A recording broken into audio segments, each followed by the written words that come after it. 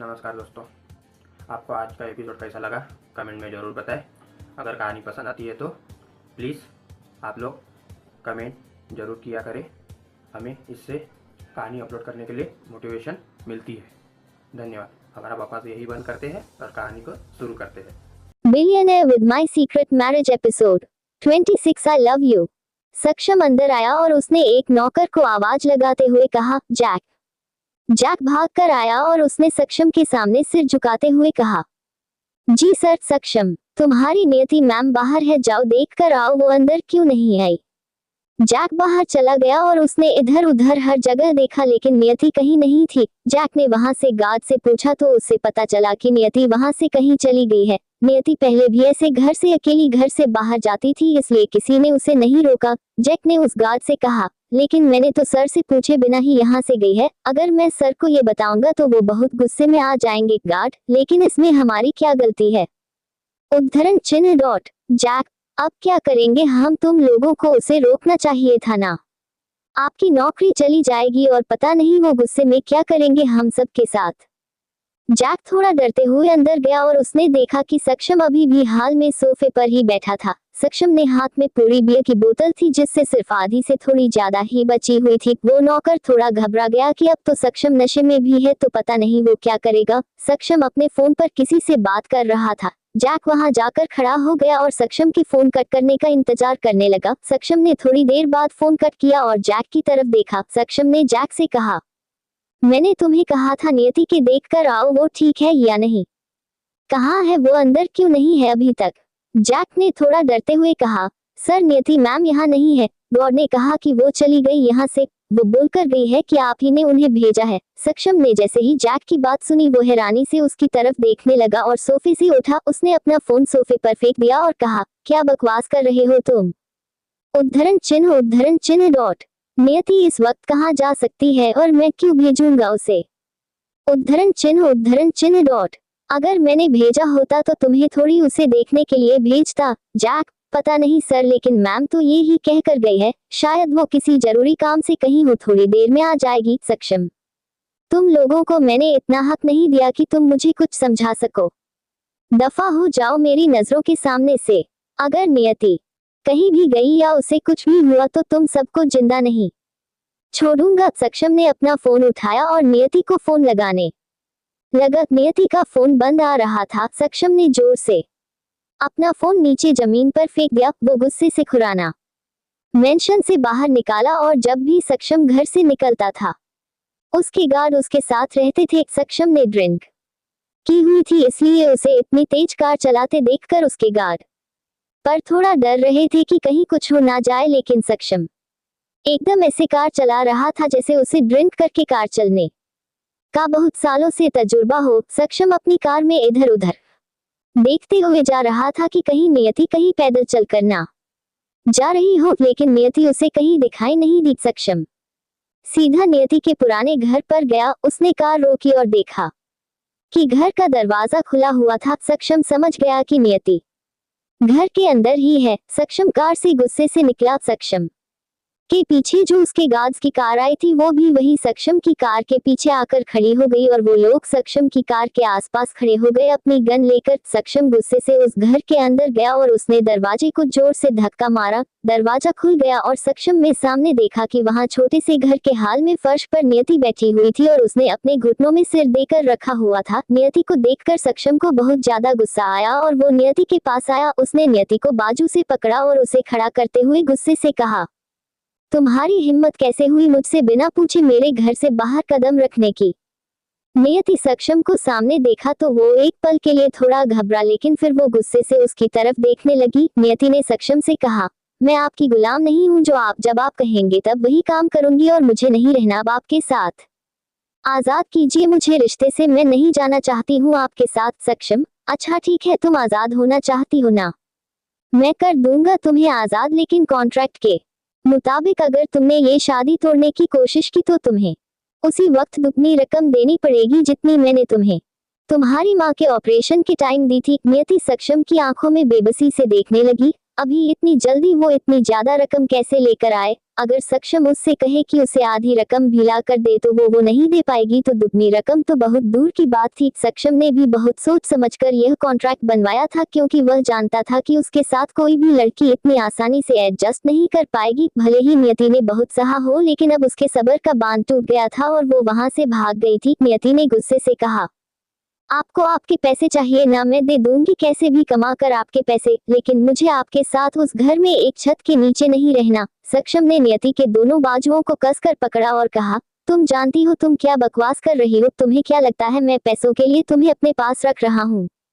नियति ने कहा, तो फिर आप क्यों रख रहे हैं मुझे अपने पास जबकि मैं नहीं रहना चाहती आपके साथ? सक्षम, क्योंकि मैं तुम्हारे साथ रहना चाहता हूँ। नहीं भेज सकता, तुम्हें खुद से दूर आदत हो गई है मुझे तुम्हारी मौजूदगी की। हर वक्त मुझे बस तुम्हारी शक्ल देखनी होती है। सक्षम की बातें सुनकर नियति एकदम शॉक रह गई। ऐसे अचानक सक्षम ऐसी बातें उससे कैसे कर सकता था, जबकि वह दोनों एक दूसरे से इतनी नफरत करते थे। नियति तो सब कुछ भूल एक नई शुरुआत करने को तैयार थी, लेकिन सक्षम के बिहेवियर की वजह से नियति ने मन बना लिया था कि सक्षम जैसा इंसान उसे या उसने प्यार को डिजर्व नहीं करता। लेकिन अब सक्षम ये सब बातें क्यों कर रहा था वो ये समझ नहीं पा रही थी। सक्षम ने नियति का हाथ पकड़ लिया और उसे पास लाते हुए उसे गले से लगा लिया। ये सब नियति के लिए बहुत अजीब था, ऐसे सक्षम का उसके दूर जाने से तड़पना और उसे अपने करीब लेकर आना, ये सब नियति समझ नहीं पा रही थी। लेकिन सक्षम के सीने से लगते ही उसने भी सक्षम की पीठ पर हाथ रख दिए और अपनी आंखें बंद कर दी। सक्षम ने भी अपनी आंखें बंद की और कहा, तुम मुझे छोड़कर नहीं जा सकती। नियति ने आंसू भरी आंखों से स्माइल की और कहा, नहीं जा रही मैं कहीं भी, मैं खुद आपसे। नियति कुछ कहती उससे पहले ही सक्षम ने नियति को पीछे किया और उसके माथे पर किस किया। नियति ने अपनी आंखें बंद कर ली। सक्षम ने नियति के गाल पर एक और किस किया और नियति ने अपना हाथ सक्षम से छुड़वा लिया। नियति कुछ कहती उससे पहले ही सक्षम ने कहा, आई रियली लव यू। नियति की आंखें बड़ी हो गई। नियति को अपने कानों पर यकीन नहीं हो रहा था कि उसने अभी अभी क्या सुना। नियति ने सक्षम के पास आकर उसके कंधे पर हाथ रखते हुए कहा, क्या कहा आपने अभी अभी? सक्षम, मैंने वही कहा जो तुमने सुना। नियति, मतलब आप भी मुझसे? उद्धरण चिन्ह डॉट, मैं एक बार फिर से सुनना चाहती हूँ सर, प्लीज एक बार। सक्षम ने अपने सिर पर हाथ रखते हुए कहा, तुम जितनी बार सुनना चाहोगी मैं उतनी बार बोलने को तैयार हूँ। I love you Ayesha, I love you so much.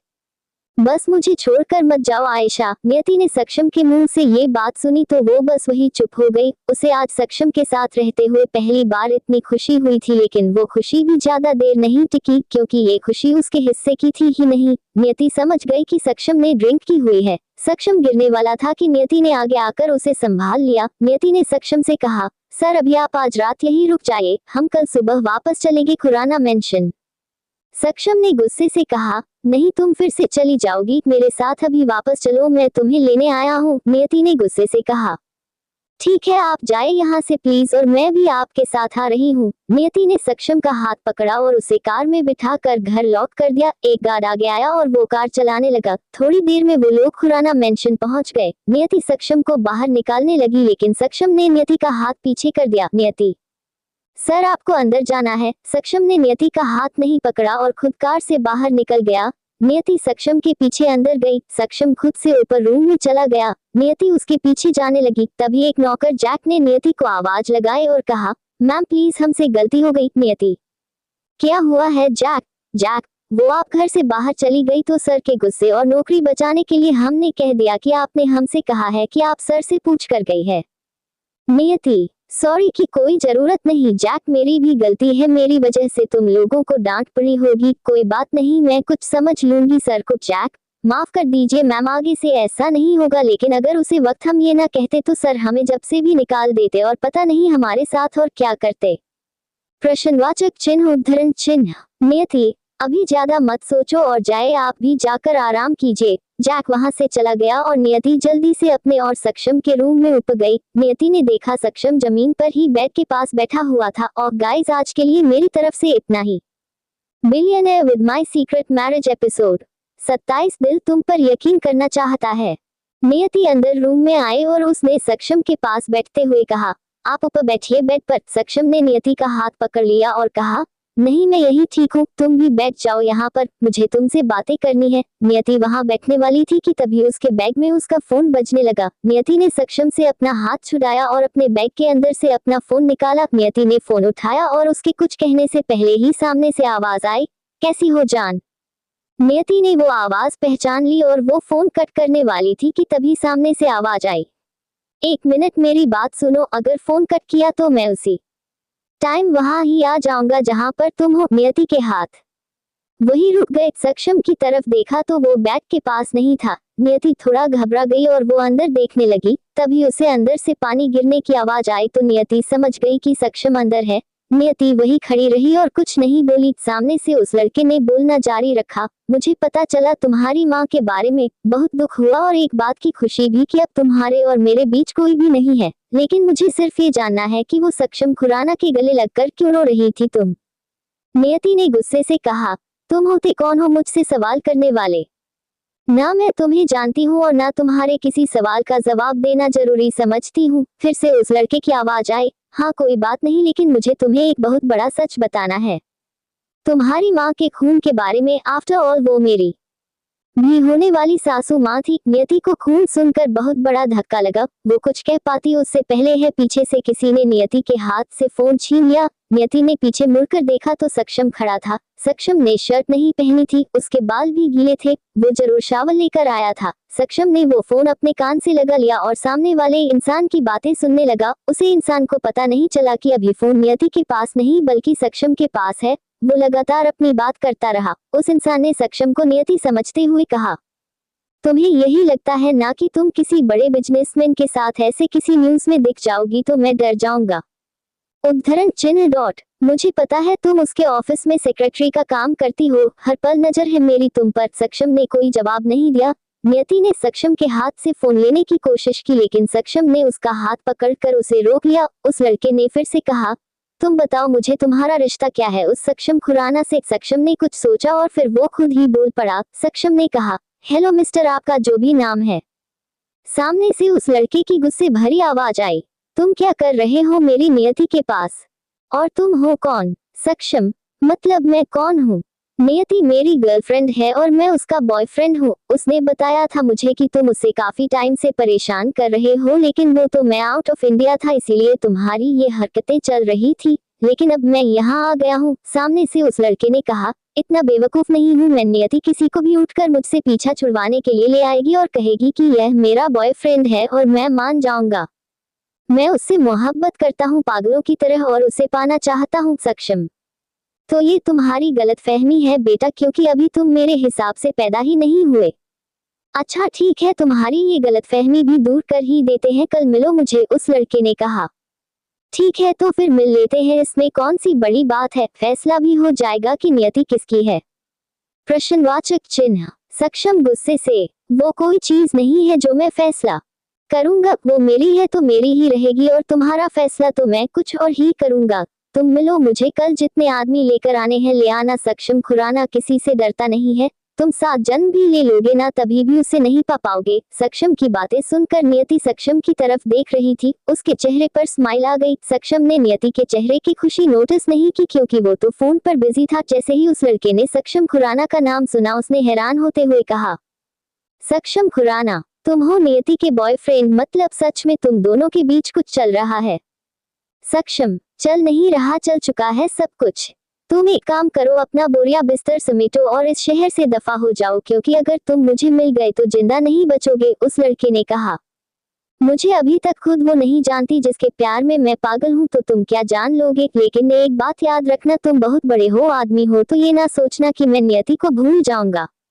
उद्धरण चिन्ह डॉट, तुम्हारी नाक के नीचे से उड़ा कर ले जाऊंगा उसे और तुम देखते रह जाओगे। सक्षम, कोई बात नहीं, बस अभी तुम ऊपर जाने की तैयारी कर लो, क्योंकि सक्षम खुराना जब मारता है तो उसे इंसान की लाश तक नहीं मिलती। नाउ गेट लॉस्ट एंड मेरी गर्लफ्रेंड को फोन करने की कोशिश भी मत करना। सक्षम ने फोन कट कर दिया और नियति की तरफ फोन बढ़ा दिया। शावर की वजह से सक्षम का नशा उतरा उतरा लग रहा था। नियति ने सक्षम के हाथ से फोन ले लिया और बिना कुछ बोले ही उसके गले लग गई। सक्षम अभी कुछ समझ पाता उससे पहले ही नियति ने कहा, थैंक यू सो मच सक्षम, उसकी जरूरत नहीं है बीवी, और मेरी इतना फर्ज बनता है मेरा जाओ जाकर सो जाओ, पहले बहुत लेट हो गया तुम्हारी वजह से। नियति ने अभी भी सक्षम को नहीं छोड़ा और ऐसे उसके गले लगी रही। वो बस मुस्कुरा रही थी। सक्षम ने नियति को बाजुओं से पकड़कर पीछे किया और कहा, अजीब लड़की हो तुम, मैं कह रहा हूँ मुझसे दूर रहो। ये बस मैंने एक पति होने के फर्ज से किया जो बस अगले 11 महीने तक है।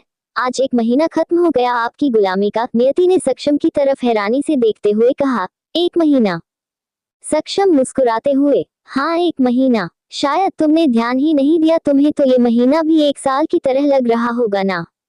नियति सक्षम से कुछ कहना चाहती थी लेकिन सक्षम ने उसकी बात नहीं सुनी और कहा, जाओ जाकर आराम से सो जाओ। ये मत सोचना कि मैं तुम्हें वापस इसलिए लेकर आया कि मैं तुम्हारे बारे में कुछ सोचता हूँ, वो सिर्फ इसलिए क्योंकि अभी तक मेरा काम खत्म नहीं हुआ जिसके लिए मैं तुम्हें लेकर आया हूँ। नियति, अब कौन सा काम बचा है आपका?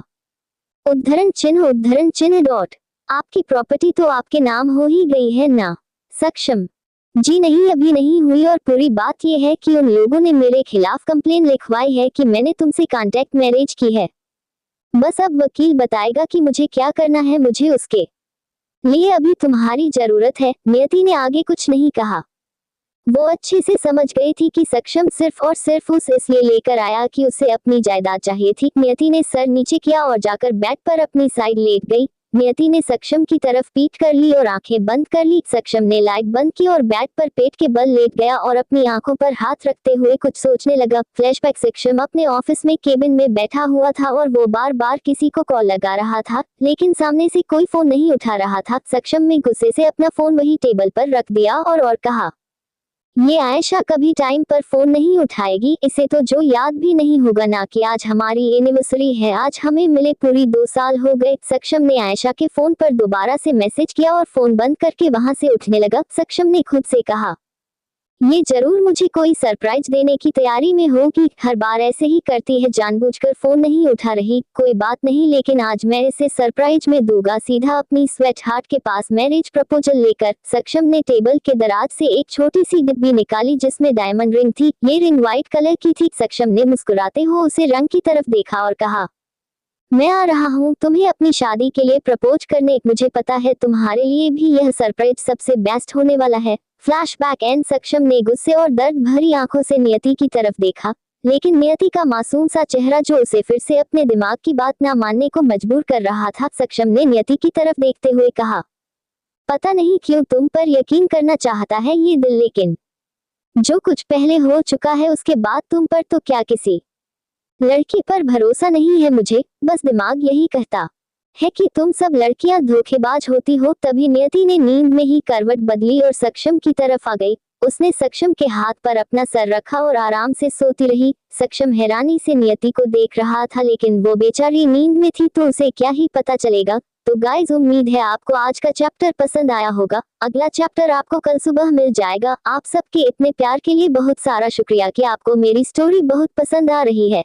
ऐसे ही लाइक, कमेंट और रिव्यू जरूर देते रहें। कल मिलते हैं, धन्यवाद।